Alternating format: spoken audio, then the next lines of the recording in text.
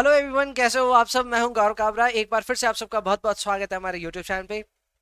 Paper number 12 CMA intermediate management accounting. यार इस paper के लिए मैंने अपनी इतनी ज्यादा कमेंट्री दी है, इतना खुल करके कहा है स्टूडेंट्स को कि ग्रुप 2 का अगर सबसे डेंजरस कोई पेपर हो सकता है तो यही है। इसके बावजूद कई बच्चे इस पेपर को काफी हल्के में लेते हैं, एग्जामिनेशन में जाते हैं, घुटने टेक देते हैं। अभी जून 24 के जो रिजल्ट्स आएंगे उसमें भी हम देखेंगे कि paper number 12 is definitely not scoring. मैं दावे के साथ कह सकता हूं कि जो रिजल्ट्स अभी तक नहीं आए हैं उसमें भी जून 24 के रिजल्ट्स में भी पेपर नंबर 12 मैनेजमेंट अकाउंटिंग में बच्चों के अच्छे नंबर नहीं आने वाले। ऐसा क्यों भैया, आप अच्छे से नहीं पढ़ाते? यार मैं तो पढ़ाता हूं, लेकिन इसके बावजूद स्टूडेंट्स आमतौर पे इस चैप्टर में या इस सब्जेक्ट में स्ट्रैटेजी नहीं बना करके जाते। एक अच्छी स्ट्रैटेजी नहीं होने की वजह से कुछ भी क्वेश्चन को कुछ भी समय पे अटेम्प्ट करके अपना मोमेंटम ब्रेक करते हैं, जबरदस्ती खुद को 40 या उसके नीचे के स्कोर्स पे धकेलते हैं। और ये ना हो आपके साथ, इसी के लिए आज का ये वीडियो है। आज के इस वीडियो में मैं आपके साथ डिस्कस करने जा रहा हूं हमारी 7 साल से चल रही 60-40 स्ट्रैटेजी के बारे में।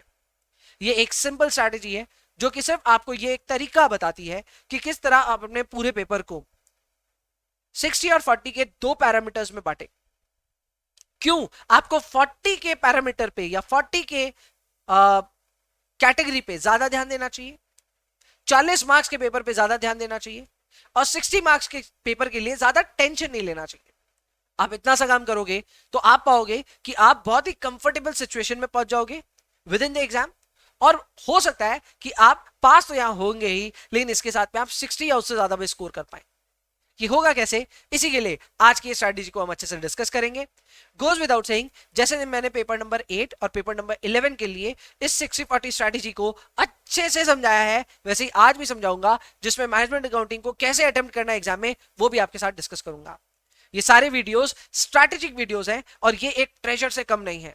इन वीडियोस को खुद के साथ तो शेयर करें ही, यानी कि अपने व्हाट्सएप में कहीं ना कहीं इस लिंक को शेयर जरूर से करके रखें। एट द सेम टाइम अपने दोस्तों के साथ भी शेयर कीजिएगा, क्योंकि ये वो वीडियोस हैं जो कि एक अच्छी प्रिपरेशन और एक एवरेज प्रिपरेशन के बीच का कोई भी फर्क नहीं रखेगा।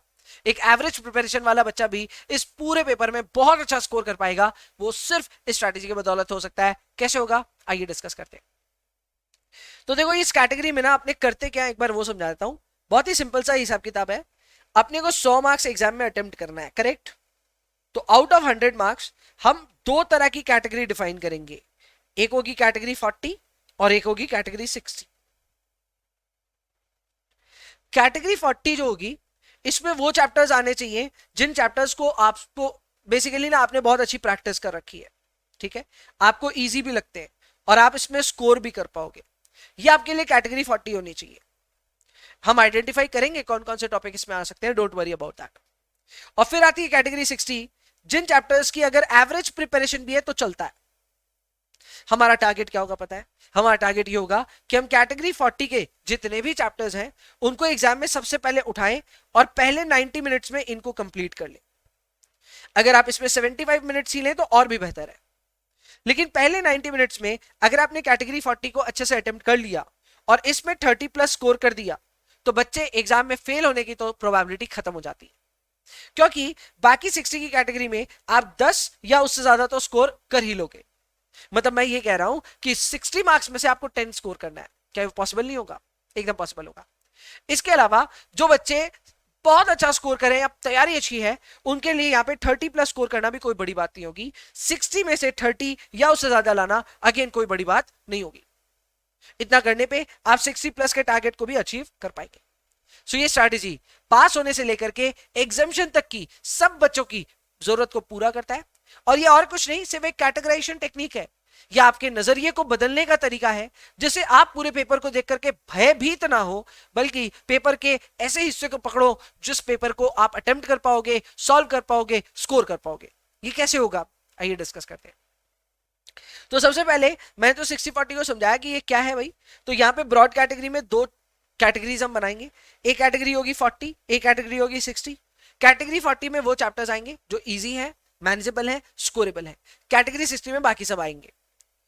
हमारा टारगेट ये होना चाहिए कि कैटेगरी 40 में हम स्कोर कर दे 30 या मोर, एंड कैटेगरी 60 में भी स्कोर कर दे 30 और मोर। दोनों मिला के 60 और मोर का टारगेट अचीव हो जाएगा। अब ये करने के लिए कैटेगरी 40 को चलो डिफाइन करते हैं। तो सबसे पहले आप देख सकते हैं मैंने कैटेगरी 40 में एक टॉपिक डाला है जो कि सबका फेवरेट है, activity based costing. Management accounting में activity based costing is one of the easiest chapters. इसमें थोड़ी सी प्रैक्टिस करने पे आप आराम से इसको स्कोर कर सकते हैं। हमने क्लास में भी बहुत अच्छे सवाल किए हैं, आप थोड़ा बहुत प्रैक्टिस वगैरह अच्छे से करके जाएं अगर इसको, तो there is a great chance कि देखा हुआ सवाल ही एग्जाम में आएगा। ऐसे में क्वेश्चन नंबर 2B में ये चैप्टर आपका इंतजार कर रहा होगा, 7 मार्क्स आप यहां पे पूरा स्कोर कर पाएंगे। इसके अलावा डिविजनल परफॉर्मेंस मेजरमेंट, ये वो टॉपिक है जहां पे आरआई आरओआई के सवाल आएंगे, ईवीए के सवाल आएंगे। इजी टॉपिक, हम इसी से स्टार्ट करते हैं अपने लेक्चर्स को। बहुत इजी कैटेगरी है एंड यहां पे भी आपको 2 क्वेश्चन देखने को मिलेंगे। मेरा ये हिदायत है आपसे कि आप यहां पे अच्छे से प्रैक्टिस करके जाएं, खुद का कॉन्फिडेंस बहुत स्ट्रांग रखें, कॉन्सेप्ट क्लैरिटी ऑन पॉइंट रखें।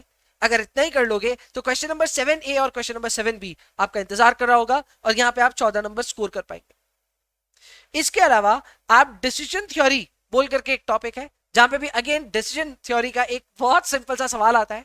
हाँ मैं जानता हूं जून 24 का सवाल थोड़ा सा अजीब स्ट्रक्चर्ड था, बच्चों के लिए थोड़ा सा अलग था बड़ा इजी। उस सवाल को भी आप अटेम्प्ट कर सकते हैं। एक डिसीजन ट्री बनाना होगा और उसके बाद उसमें एक्सपेक्टेड एनपीवी वगैरह कुछ कैलकुलेट करना पड़ेगा। वेरी इजी कैटेगरी, इस पे भी आप स्कोर कर सकते हैं and you can get 7 marks. अब पूरा अगर आप नोटिस करेंगे तो यार हमने ज्यादा तैयारी ही नहीं करी यहाँ पे।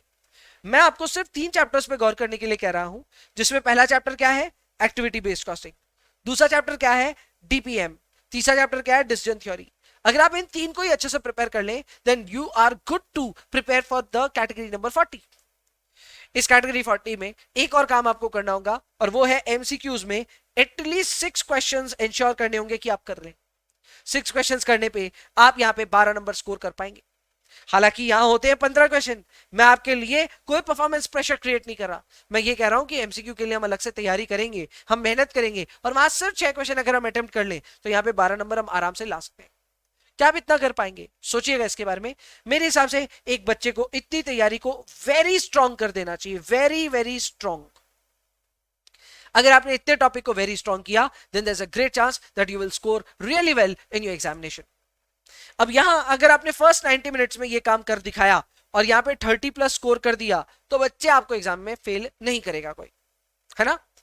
पर आपके माइंड में आएगा कि भैया ऐसा थोड़ी ना यार, आपने बोल दिया हमने मान लिया, ऐसा है क्या? कल को एग्जामिनेशन में एक्टिविटी बेस्ड कॉस्टिंग का सवाल डिफिकल्ट आ गया तब क्या करेंगे? कल को एग्जाम में डिसीजन थ्योरी का सवाल डिफिकल्ट आ गया, क्या करेंगे? कल को हमको डीपीएम के सवाल नहीं बने तो क्या करेंगे?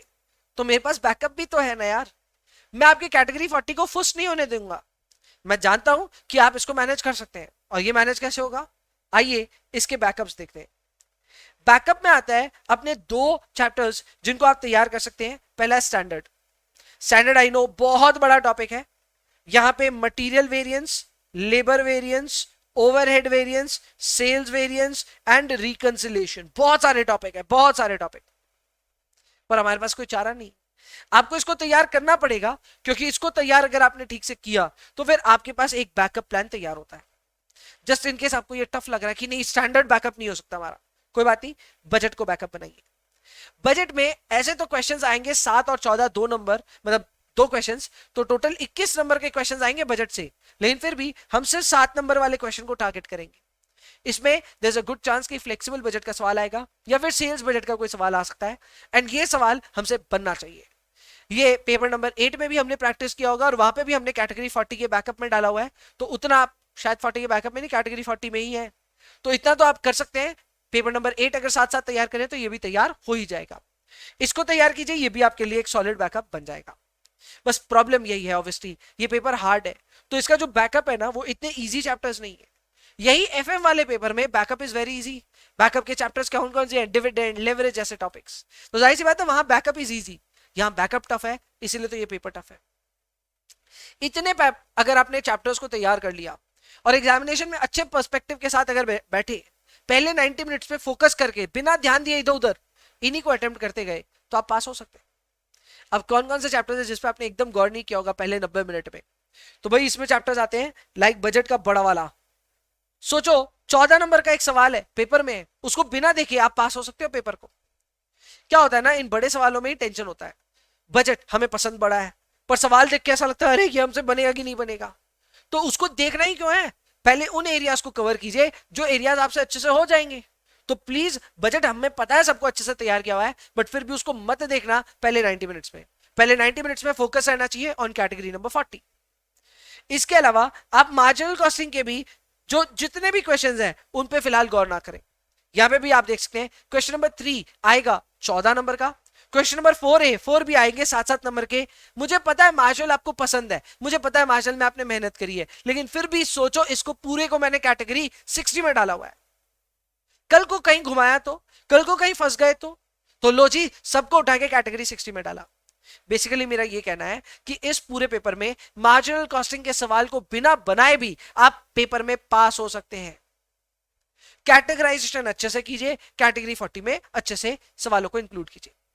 हाँ ये बात जरूर है कि अगर आप कैटेगरी 40 को ठीक से फुलफिल नहीं कर पा रहे हैं, आपका बैकअप भी फेल हो रहा है, तो आप मार्जिनल का कोई ना कोई सवाल जरूर इसमें पैच कर सकते हैं। वो करने से भी आपके यहाँ पे कैटेगरी 40 फुलफिल हो जाएगी। मैंने 60 में डाला है, इसका मतलब ये नहीं आप 40 में डाल नहीं सकते। अगर आपको बहुत कॉन्फिडेंस अपने प्रैक्टिस पे, तो आप इसे कैटेगरी 40 में भी इंक्लूड कर सकते हैं। इसके अलावा थ्योरी ऑब्वियसली बहुत रेलिवेंट है, तो थ्योरी क्वेश्चन नंबर 2A और 8B में देखने को मिलती है, तो जिसको भी आपको तैयार करना चाहिए। एंड यहाँ पे भी ये बैकअप में अपने कैटेगरी 60 में रेस्ट करता है। एंड ऑब्वियसली एमसीक्यू के बाकी 18 नंबर आपको यहाँ पे मिल जाएंगे। 9 क्वेश्चन को आपको यहाँ पे कम से कम अटेम्प्ट करना चाहिए, कम से कम नहीं ज्यादा। करेक्ट।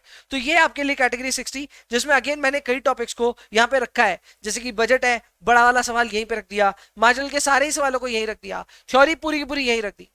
तो कितने सारे ऐसे टॉपिक्स हैं जिनको बिना देखे एग्जाम में आप फिर भी अपने कैटेगरी 40 की मदद से एग्जाम को पास कर सकते हैं।